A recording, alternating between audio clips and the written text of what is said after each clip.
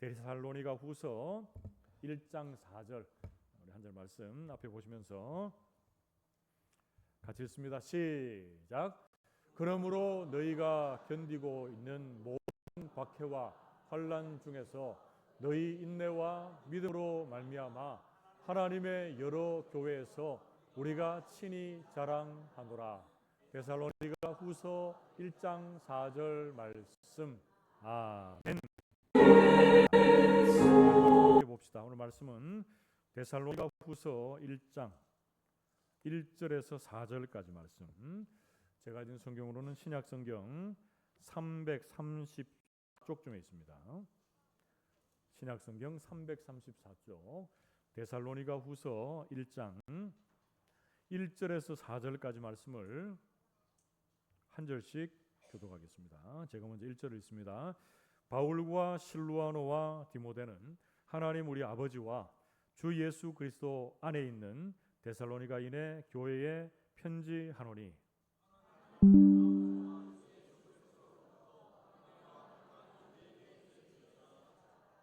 형제들아 우리가 너희를 위하여 항상 하나님께 감사할지니 이것이 당연함은 너희의 믿음이 더욱 자라고 너희가 다 각기 서로 사랑함이 풍성함이니 그러므로 너희가 견디고 있는 모든 박해와 환난 중에서 너희 인내와 믿음으로 말미암아 하나님의 여러 교회에서 우리가 친히 자랑하노라. 아멘. 우리 앞에 좌우에 계시는 분들과 이렇게 한번 인사하고 말씀을 받읍시다. 말씀의 은혜 받읍시다. 인사하겠습니다. 오늘 우리가 나누는 말씀은 데살로니가 후서입니다. 얼마 전에 데살로니가 전서 말씀, 시간이 조금 지난 것 같은데요. 우리 1장부터 해서 끝까지 다 살피고 나서 그때 무슨 기회가 안 됐는 것 같아요. 그래서 데살로니가 후서는 살피지 못했는데 오늘부터 해서 이제 데살로니가 후서를 함께 살피면서 은혜를 받겠습니다. 여러분 데살로니가 전서 후서는 어떤 서신이라고 합니까? 데살로니가 전후서는 재림서신입니다. 재림서신. 우리 주님 이 땅에 오시고 십자가에 죽으시고 부활하시고 승천하셨죠. 그리고 우리 주께서 다시금 이 땅에 오시겠다라고 말씀하셨는데 그 재림을 고대하고 갈망하고 또 재림에 대해서 이야기해 주는 서신이 바로 데살로니가 전서 후서입니다. 그런데 우리 성도들은 재림하면 뭐가 생각납니까? 재림하면 막 성경 말씀을 제대로 바라보지 않고 막 이단 사상들 많이 생각나죠. 지금까지 신앙생활 하면서 잘못된 재림론으로 인해서 이단들이 사회에 끼친 악영향이 너무나 크기 때문에 그렇습니다. 그런데 여러분 재림이라고 하는 이 사상, 재림이라고 하는 신앙은 우리의 신앙생활 하는 데 있어서 꼭 필요하고 있어야 되는 신앙입니다. 그래서 재림은 꼭 이루어질 하나님의 약속입니다. 그런데 주님이 언제 오실지는 아무도 몰라요. 하나님만 아시거든요. 그런데 인간이 주님을 언제 오신다고 하면서 생업을 다 포기하고 그죠? 모여서 막 이렇게 이단적인 그런 모습들을 보이니까 재림하면 우리에게 별로 좋지 않은 이미지가 생겨질 때가 많은데 여러분 바르고 건전한 재림 신앙으로 하나님의 다시 오심을 여러분 날마다 갈망하고 고대할 수 있기를 축복합니다.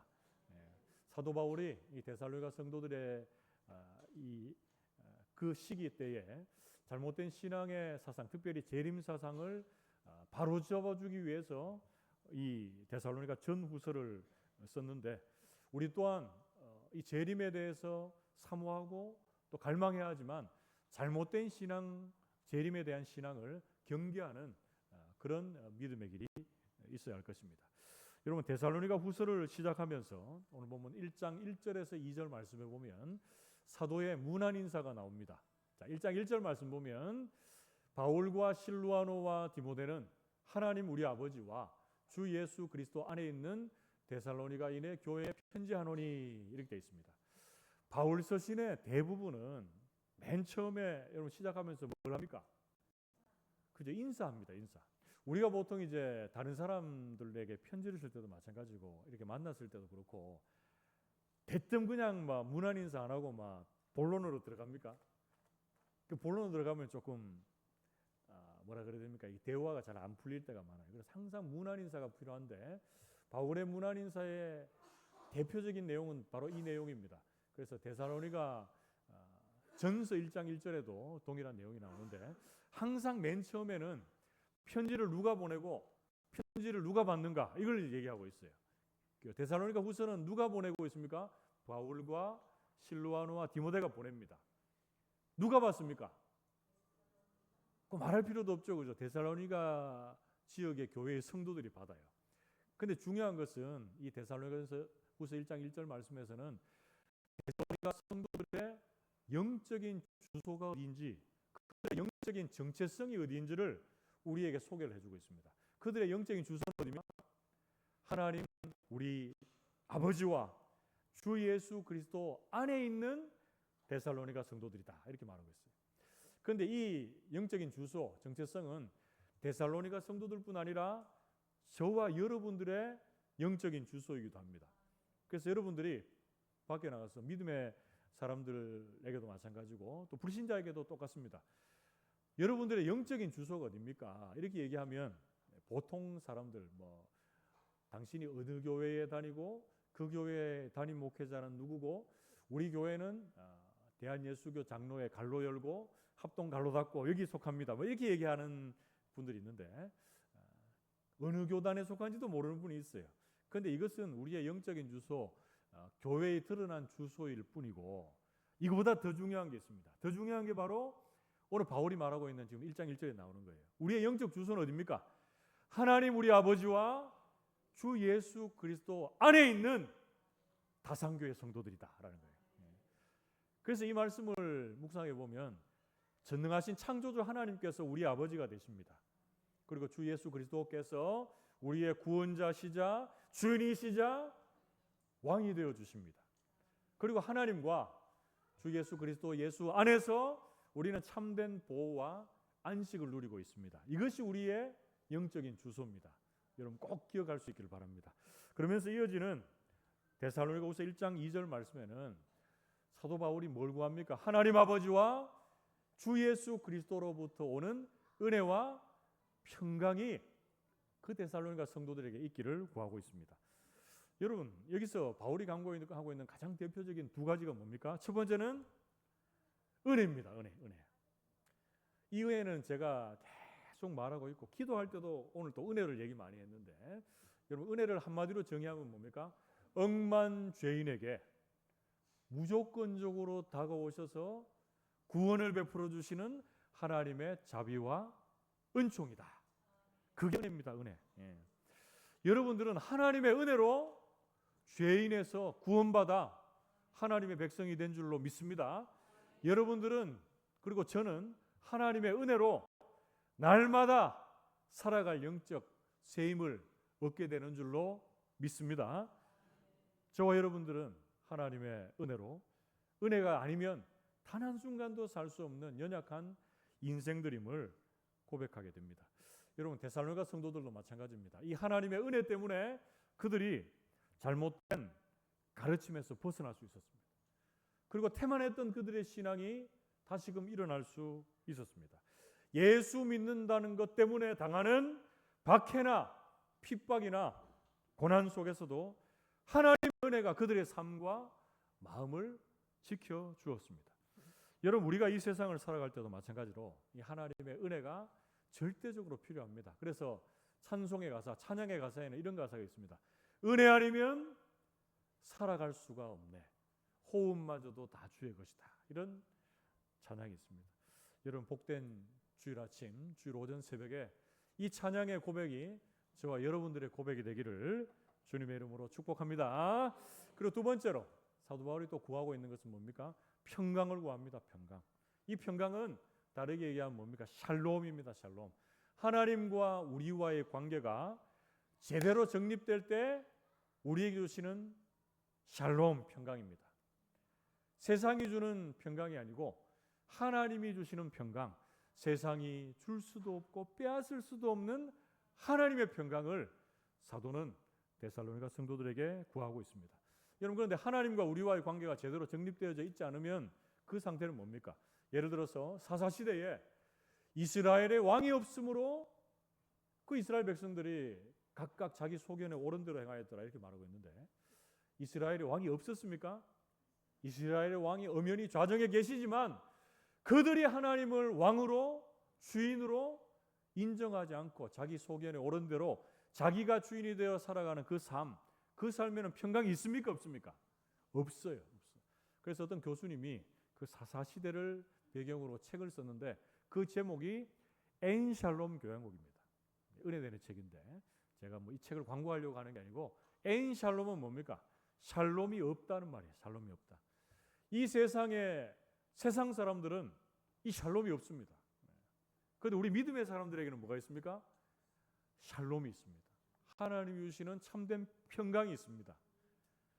그런데 문제는 이 평강을 누리지 못하고 살 때가 많다는 거예요. 세상 일에 분주하고 걱정과 염려와 근심이 우리를 휩싸여 있기에 이 평강이 사라지고 없어지는 듯한 삶을 살 때가 많다는 거예요.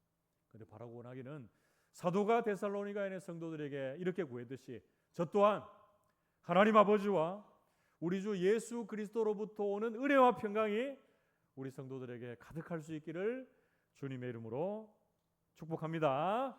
이제 본격적으로 오늘 본 말씀을 나눌 때, 데살로니가 교회는 사도 바울이 칭찬하던 교회였습니다. 자, 그런데 이 사도의 자랑이 되는 데살로니가 교회, 바울은 무엇을 칭찬하고 있는가, 무엇을 자랑하고 있는가, 한 세 가지로 살피면서 은혜를 받겠습니다. 자, 그 첫 번째, 사도의 자랑이 되었던 데살로니가에 있는 교회, 어떤 부분들을 지금 칭찬하고 자랑하고 있습니까? 그 첫 번째는 믿음의 자라감입니다. 같이 한번 따라해 봅시다. 믿음의 자라감. 그렇습니다. 데살로니가후서 1장 3절 상반절에 보면, 형제들아 우리가 너희를 위하여 항상 하나님께 감사할지니 이것이 당연함은 너희의 믿음이 더욱 자라고, 이렇게 말하고 있습니다. 그래서 우리 이 말씀을 읽어보면 사도 바울의 감사의 제목이기도 하고 자랑거리기도 하다라는 걸 알 수 있습니다. 뭘 자랑하고 있습니까? 뭘 감사하고 있습니까? 그들의 믿음이 자라고 있음을 감사하고 있어요. 여러분 신앙생활 할 때 여러분들이 어떤 믿음을 가지고 있는가에 따라서 여러분들을 그 자리로 이끌어가고 세우는 것이 바로 믿음입니다. 믿음. 여러분들이 신앙생활 하면서 뭘 믿고 여기까지 왔습니까? 여러분들이 믿고 있는 대상은 누굽니까? 하나님 아버지시고 예수 그리스도시죠. 여러분들은 뭘 믿고 있습니까?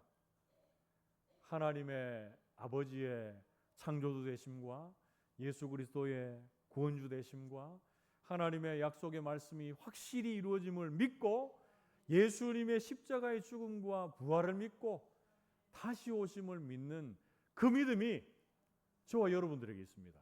그리고 성령 하나님께서 지금도 우리 안에 내주하셔서 함께 하시고 세상 끝날까지 우리와 함께 하실 것이다 라고 하는 믿음이 우리에게 있는 줄로 믿습니다.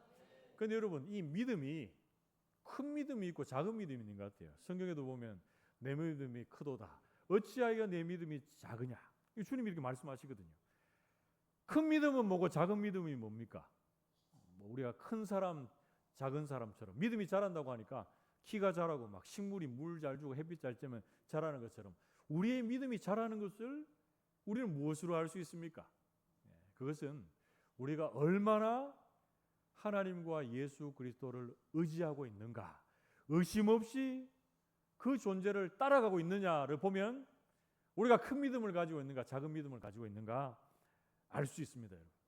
그래서 오늘 본 말씀에 이 데살로니가 교인들이 어떤 믿음을 가지고 있었는가를 살피면서 우리 삶에 한번 적용을 해봅시다. 데살로니가 전서 1장 8절 말씀에 보면 주의 말씀이 너희에게로부터 마게도냐와 아가야에만 들릴 뿐 아니라 하나님을 향하는 너희 믿음의 소문이 각처에 퍼졌으므로 우리는 아무 말도 할 것이 없노라, 이렇게 말합니다. 자, 지금 데살로니가는 마게도냐 지방의 수도이자 대표적인 도시인데 그들의 믿음의 소문, 여기 뭐 좋은 소문입니까? 나쁜 소문입니까? 좋은 소문이 마게도냐 지역뿐 아니라 아가야 지방에까지 퍼져서 믿음에 대해서는 내가 할 말이 없다는 거예요. 할 말이 없다는 건 뭡니까? 그들의 믿음을 칭찬하고 자랑하고 있는 거예요. 우리 교회로 이렇게 적용하자면 이런 겁니다. 다산교회 성도들 믿음을 보니까 다산 지역뿐 아니라 경북, 아니 한국의 곳곳에까지 믿음의 좋은 소문이 퍼져서 이 다산교회 성도들 믿음하면은 말할 거 없다 이렇게 얘기하는 거 똑같은 거예요. 그러니까 그만큼 칭찬하고 있는 거예요. 그 믿음을. 자, 그런데 그들의 믿음에 있어서 좀 문제가 있었던 것 같아요. 자, 그 부분들 한번 봅시다. 데살로니가 전서 3장 10절 말씀에 주야로 심히 간구함은 너희 얼굴을 보고 너희 믿음이 부족한 것을 보충하게 하려 함이라 이렇게 말합니다. 자, 사도 바울이 지금 데살로니가 후서에서는 데살로니가 성도를 위해서 주야로 계속 기도하고 있는데 너희의 믿음이 부족한 것을 보충하기 위해서 기도한다는 거예요. 그렇다면 믿음을 자랑하고 칭찬했는데 그들의 믿음에 부족한 부분들이 있었다는 것을 알 수 있죠. 여러분 사도행전 말씀을 쭉 읽어보면 바울이 아시아에서 복음을 전하다가 이제 성령의 강권적인 인도하심을 따라 유럽으로 그 선교 방향을 틉니다. 자, 그런데 그 선교 방향을 틀고 나서 가장 첫 번째 도착한 곳이 어디입니까? 빌립보거든요. 빌립보. 유럽의 관문에 해당하는 빌립보. 거기서 옷감 장사 루디아가 회심을 하고 또 여러 복음의 역사들, 회심의 역사가 나타나죠. 복음을 전하다가 감옥에 갇히지만 하나님 앞에 찬송하고 기도함으로 풀려나고 또 빌립보 간수의 가정이 변화되고 뭐 이런 내용들이 사도행전 16장에 나오는데, 자, 그런데 복음이 왕성하게 역사하는 그곳에는 항상 뭐가 있습니까? 반대하는 세력들이 있어요. 회방하는 세력이 있습니다. 은혜 받기를 사모하는 사람들 곁에는 그 은혜를 빼앗아가는 사람이 있어요. 사도 바울의 복음 역사에도 유대인들이 가는 곳곳마다 방해하고 회방하고 소동을 일으키고 바울이 이제 이동할 수밖에 없는 상황들이 발생했는데, 빌립보 지방에서 이제 사도 바울이 또 어디로 이동합니까? 데살로니가 지역으로, 우리 데살로니 교회가 세워진 그 지역으로 이동해서 복음을 전하는데 얼마 동안 복음을 전합니까? 3주. 이 복음 전하는 시기로 보면 짧아요.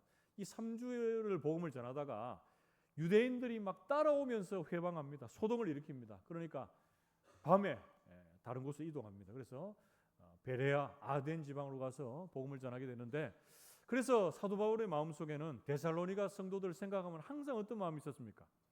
복음을 전하다가 갑자기 이동할 수밖에 없었어요. 부모 심정으로 말하자면 어머니가 아이를 낳았어요.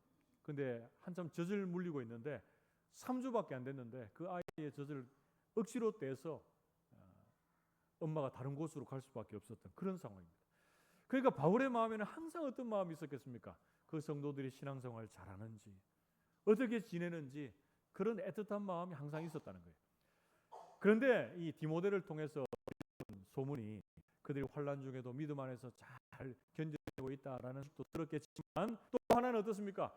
그들에게 침투한 잘못된 사상으로 인해서 재림에 대한 그런 종말에 대한 잘못된 가르침이 퍼져 있고 예수님의 부활을 제대로 믿지 못하고 있는 그런 사람들이 데살로니가 교회에 있다, 이런 소식을 듣습니다. 그러면서 사도 바울이 그들을 위해서 기도하며 그들의 믿음을 세워가고 있는 모습을 우리는 볼 수가 있습니다. 여러분, 데살로니가전서 3장 2절 말씀에 보면 우리 형제 곧 그리스도의 복음을 전하는 하나님의 일꾼인 디모데를 보내노니 이는 너희를 굳건하게 하고 너희 믿음에 대해서 위로함으로, 이렇게 말하고 있습니다.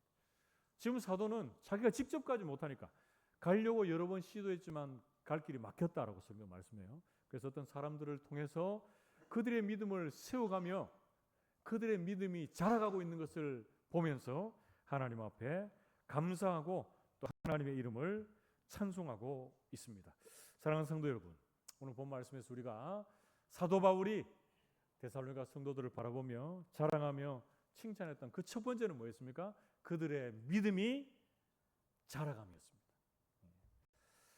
믿음이 자라간다는 것을 바라보는 이 복음을 뿌린 사람의 마음은 참 감격과 감사의 제목이 컸을 텐데요. 우리 모든 성도들에게도 이런 믿음의 자라감이 있기를 축복합니다. 처음에는 신앙생활 하다 보면 믿음이 좀 아기처럼 그럴 때도 많아요. 그러나 점점점 그들의 믿음이 자라감으로 하나님 앞에 그리고 사람 앞에 칭찬받고 또 존귀 여김을 받는 저 여러분들 하나님의 사람들이 다 되시기를 주님의 이름으로 축복합니다. 그게 두 번째로 오늘 본 말씀에서 우리가 알 수 있는 사도 바울에게 자랑이 되는 교회 데살로니가 교회에 어떤 것들을 자랑하고 있습니까? 그 두 번째는 그들의 사랑의 풍성함을 자랑하고 있습니다. 같이 한번 따라해 봅시다. 사랑의 풍성함. 그렇습니다. 데살로니가 후서 1장 3절 말씀을 보면 하반절에 이렇게 얘기하고 있습니다. 너희가 다 각기 서로 사랑함이 풍성함이니 이렇게 말하고 있습니다. 여러분 데살로니가 성도들이 다 각기 그러니까 모든 사람들이 사랑했는데 어떻게 사랑했다고요?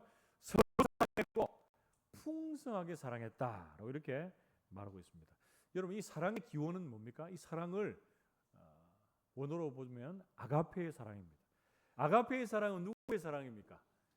그렇죠. 하나님이 주신 사랑. 예수 그리스도께서 우리에게 주신 무조건적인 사랑입니다. 그래서 이 사랑은 우리의 힘으로 할 수 없어요.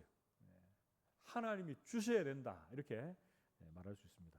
고린도후서 8장 말씀을 참고하면 사도 바울의 그 서신에서 마게도냐 교회, 이 데살로니가 교회를 포함해서 마게도냐의 교회들의 상황들이 좋지 않았다 이렇게 얘기합니다. 어떤 상황이 좋지 않았습니까? 첫 번째로 그들은 가난했다 이렇게 얘기하고 있고 두 번째는 그들에게 박해가 심했다 이렇게 얘기하고 있어요. 이 박해에 대한 부분들은 이 뒤에서 좀 살피겠고 그들은 풍성함으로 믿음의 길을 걸어갔던 것이 아니고 가난한 중에도 하나님을 사랑하는 사랑으로 하나님께 드리기를 힘썼습니다. 그리고 그들은 가난한 중에도 어떻게 해요? 하나님께 받은 그 사랑을 자기에게만 묶어두는 것이 아니라 그 공동체 안에만 묶어두는 것이 아니라 그 밖으로 흘려보냄으로 말미암아 서로 그 사랑이 풍성했다라고 성경은 말씀해주고 있습니다. 데살로니가전서 3장 11절 말씀해 보면 또 주께서 우리가 너희를 사랑함과 같이 너희도 피차간과 모든 사람에 대한 사랑이 더욱 많아 넘치게 하사 이렇게 말합니다. 지금 바울이 데살로니가 성도들을 위해서 기도하고 있어요. 내가 너희를 사랑한 것 같이 하나님께서 너희를 사랑한 것 같이 너희도 어떻게 하라고요? 모든 사람에 대한 사랑이 더욱 많아 넘치게 했으면 좋겠다 이렇게 기도하는 거예요. 데살로니가 전후서 읽어보면 많이 나오는 단어 중에 하나가 더욱이라는 단어가 많이 나옵니다. 그냥 많은 것도 아니고 더욱 많아 넘치기를 기도하고 있습니다. 이어지는 13절 말씀에 보면 왜 이렇게 기도하는가? 주님이 이 땅에 재림하실 그때에 너희들이 거룩하고 흠이 없는 하나님의 자녀로 세워지기를 원하기 때문이다. 이렇게 사도는 말씀을 해주고 있습니다. 여러분 첫 번째 대지에서 사도 바울에게 있어서 데살로니가인의 그들 이거에는 말할 필요가 없다 한 게 첫 번째 뭐였습니까? 믿음. 그들의 믿음에 대해서는 말할 필요가 없다. 그리고 또 하나 얘기하는 게 있습니다. 그들의 형제 사랑에 대해서는 쓸 것이 없다 그럽니다. 쓸 것이 없다. 데살로니가전서 4장 9절 말씀에 보면 형제 사랑에 관하여는 너희에게 쓸 것이 없음은 너희를 자신이 하나님의 가르치심을 받아 서로 사랑함이라 이렇게 말하고 있습니다. 이 사랑을 여러분 하고 있습니까? 우리 힘으로 안 되지만 주님이 힘 주시면 할 수 있다 그랬잖아요. 그래서 이 하나님의 사랑, 예수 그리스도의 무조건적인 사랑에 대해서 에베소서 3장 17절에서 19절은 우리에게 이렇게 말씀해 주고 있습니다.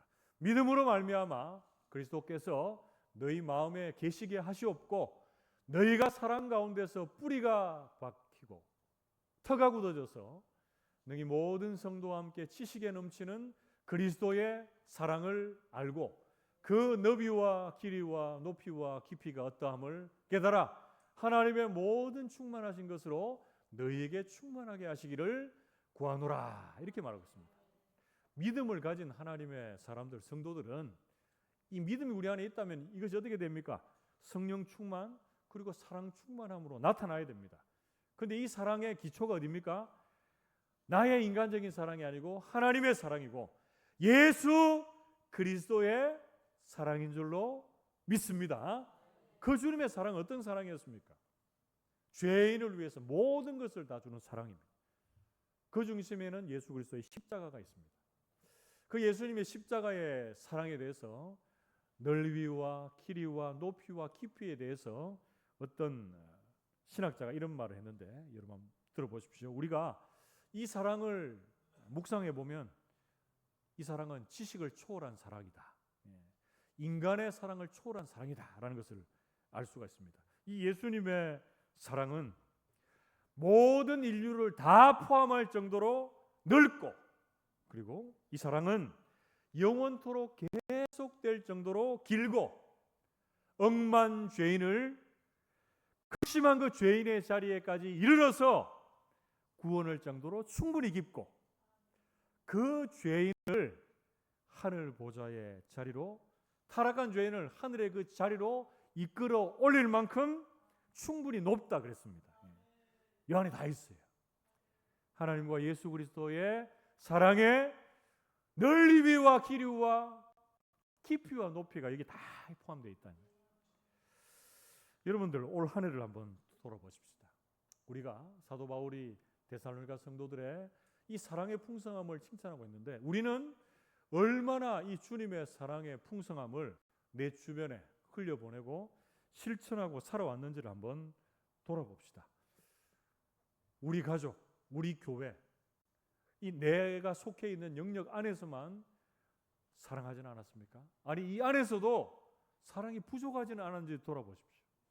그래서 여러분, 2025년도 남은 20일도 채 안 되는 시간, 그리고 다가올 2026년도에는 우리 모든 성도들이 이 하나님의 사랑, 예수 그리스도의 풍성한 사랑이 여러분들의 영역 밖으로, 공동체 밖으로, 세상 속에까지 흘러갈 수 있는 귀한 시간이 있기를 주님의 이름으로 축복합니다. 마지막 세 번째로 오늘 말씀에서 알게 되는 사도 바울에게 있어서 자랑이 되는 교회, 데살로니가 교회는 어떤 부분들이 바울에게 있어서 그렇게 자랑이 되었습니까? 세 번째는 인내의 견고함입니다. 같이 한번 따라해 봅시다. 인내의 견고함. 그렇습니다. 데살로니가 교회에는 많은 박해와 환란이 있었다 그랬습니다. 자, 그런데 이런 박해와 환란 속에서 서신을 쓴 이유는 그런 중에도 그들이 믿음을 지켜가고 그들에게 위로와 격려를 주기 위해서 이 말씀을 써내려가는 거예요. 여러분, 이번 주가 남성 말씀이기도 한데 1장 4절 말씀을 한번 같이 읽어봅시다. 같이 읽어볼 때는 다 이유가 있습니다. 같이 한번 읽어봅시다. 제가 바라고 원하기는 저 뒤에 히터도 좀 다 껐으면 좋겠어요. 지금 이 아내가 많이 지금 후끈합니다. 사우나에서 있는 듯한, 예배가 이제 얼마 안 남았기 때문에 다 끄고, 자, 데살로니가후서 1장 4절 같이 읽어보겠습니다. 시작. 그러므로 너희가 견디고 있는 모든 박해와 환난 중에서 너희 인내와 믿음으로 말미암아 하나님의 여러 교회에서 우리가 친히 자랑하노라. 아멘. 이런 환난과 박해 가운데서 그들이 믿음으로 버티고 있고 견디고 있고 인내하고 있음을 사도는 여러 교회에 자랑한다, 이렇게 말합니다. 이 환난과 박해에 대한 문제는 데살로니가 전서에 많이 나옵니다. 여러분 하나하나 살피면서 그들이 어떤 환난과 박해 속에서 대응하고 있었는지를 한번 봅시다.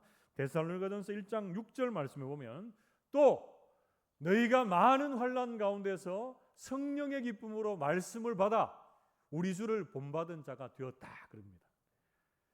여러분, 환난 중에 이들은 성령의 기쁨으로 말씀을 받았답니다. 처음에 이들에게 복음이 전해질 때 사람의 말로 전해진 것이 아니고 성령의 능력과 큰 확신으로 전해졌다라고 성경 말씀하고 있는데, 이 성령의 능력이 말씀으로 역사해서 환난 중에도 그들은 하나님의 말씀, 입에 나오는 사람의 말이 아니라 하나님의 말씀으로 받고 그 말씀을 믿는 모든 자들에게 역사하시는 살아계시는 하나님을 만나고 체험하고 있었다라고 성경은 말씀해주고 있습니다. 그들은 심지어 동족들에게까지 고난을 받았지만 데살로니가전서 3장 3절 말씀에 보면 아무도 이 여러 환난 중에 흔들리지 않게 하려 함이라. 우리가 이것을 위하여 세움을 받은 줄을 너희가 친히 알리라, 이렇게 말합니다.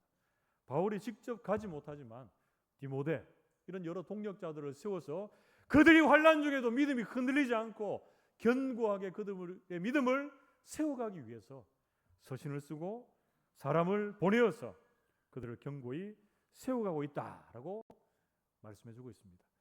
여러분, 데살로니가 성도들에게 닥친 많은 박해와 환난, 핍박을 보는 이 사도의 눈은 그랬고, 세상 사람들은 데살로니가 성도들을 보면서 어떻게 말했겠습니까?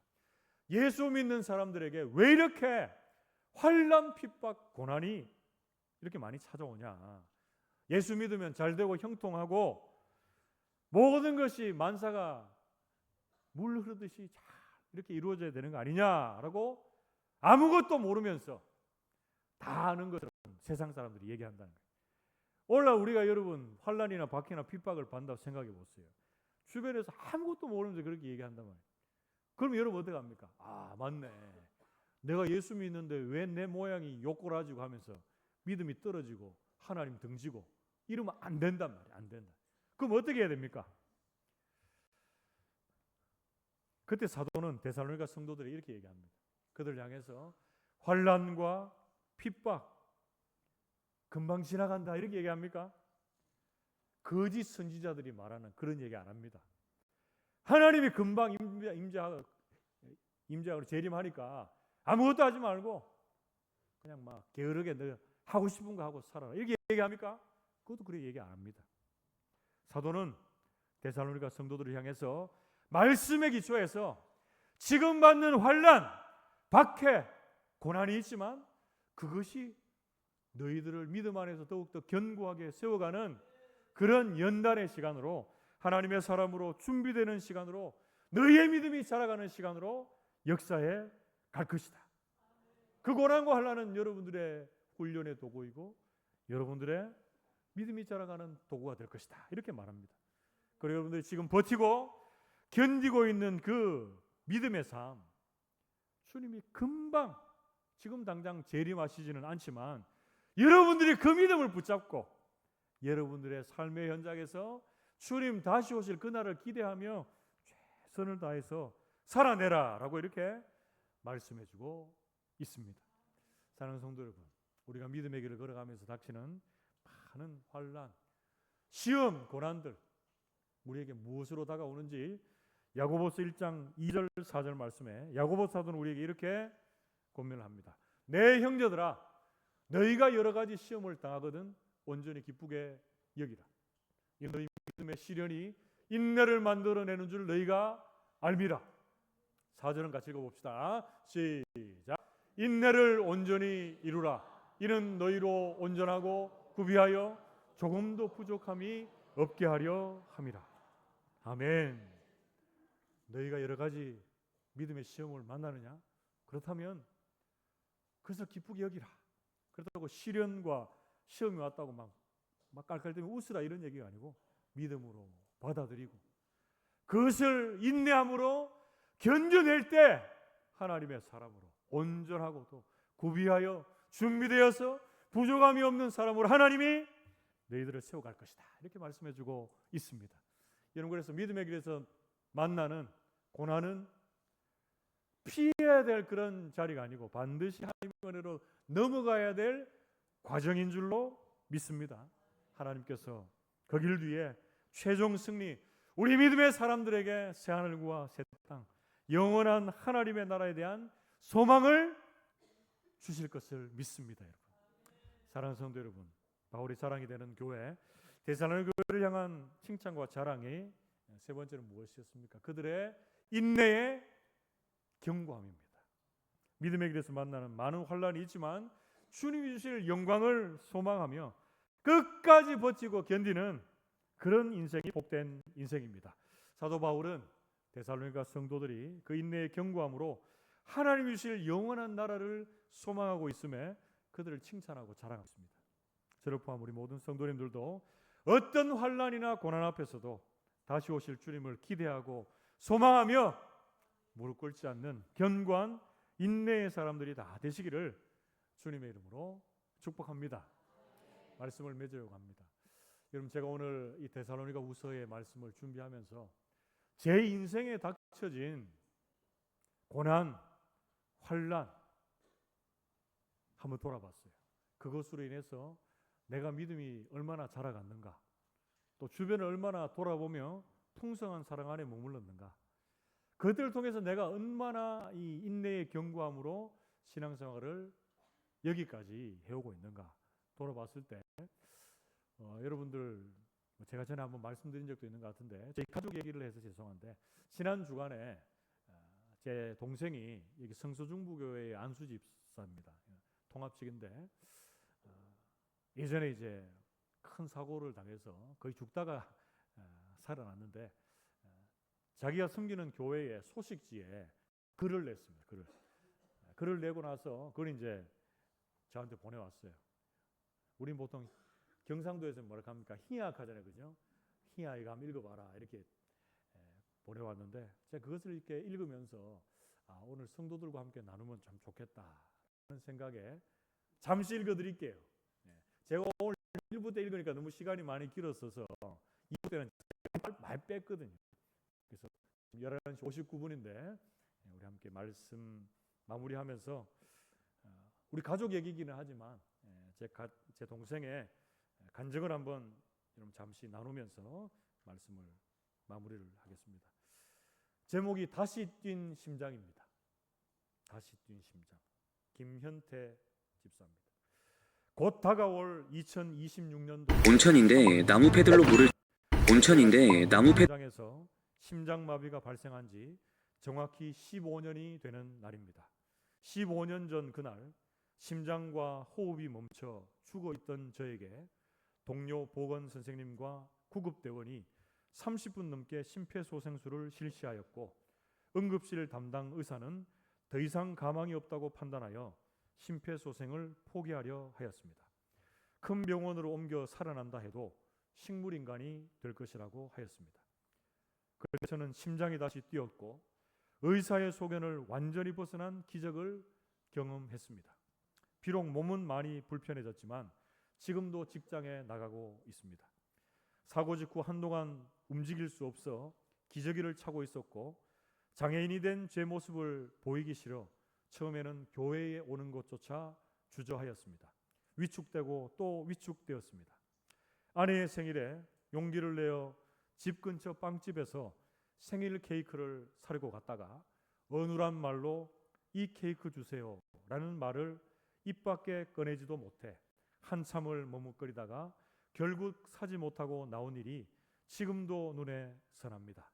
하나님께서 이렇게 위축된 저를 교회 공동체를 통해 조금씩 회복시키셨고 용기와 희망을 주셨습니다. 하나님께서는 저를 다시 교육부 교육행정공무원으로, 외교부 외무행정관으로, 또 중등학교 교사로, 그리고 교회의 안수집사로 세워주셨습니다.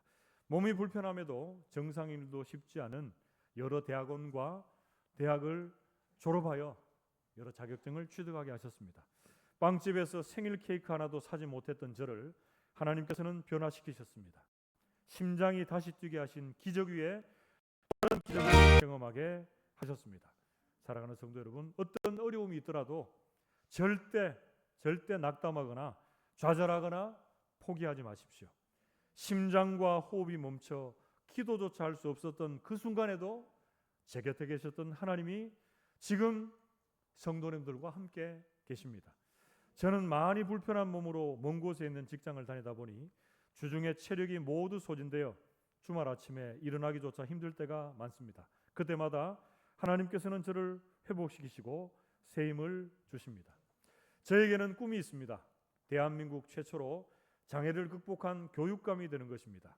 지금 심장이 뛰고 있고 혼자 움직여 화장실에 갈 수 있으며 용기를 내지 않아도 케이크를 살 수 있어서 행복합니다. 꿈이 있어서 더욱 행복합니다. 사랑하는 우리 모든 성도님들도 절대 희망과 용기를 잃지 마십시오. 하나님 주신 모든 것에 늘 감사하고 기뻐하며 소망을 품고 기도하며 나아가시기를 바랍니다. 전지전능하신 하나님이 우리와 늘 함께 하십니다. 기도하겠습니다.